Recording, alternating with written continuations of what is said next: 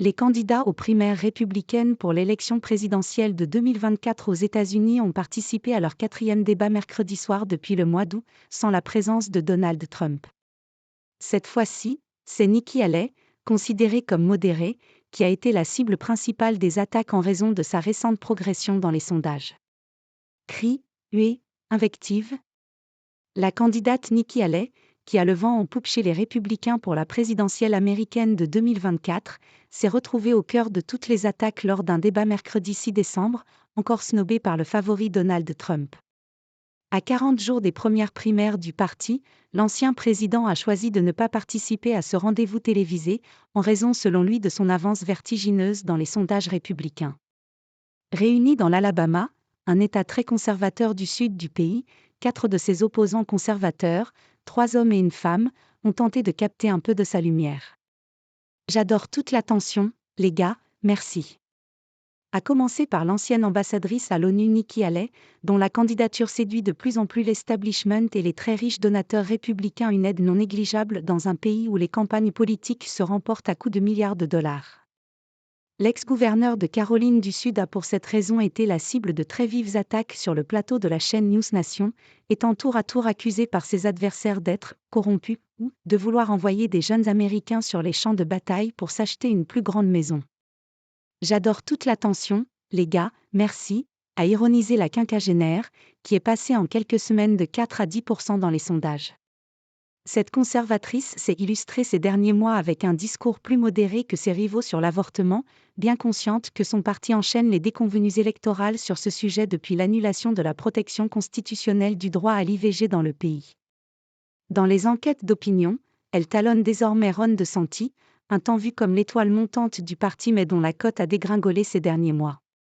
Le gouverneur de Floride, aux prises de position choc sur les questions LGBT+ ou l'immigration, est taxé d'un manque de charisme. Il accuse désormais un retard de plus de 48 points face à Donald Trump, selon l'agrégateur de sondages Real Clear Politics.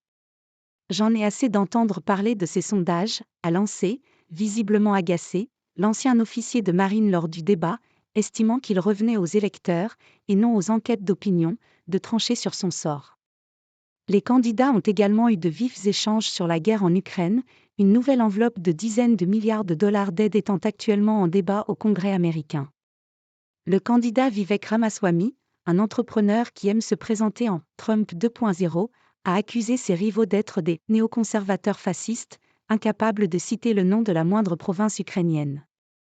Donald Trump, Voldemort.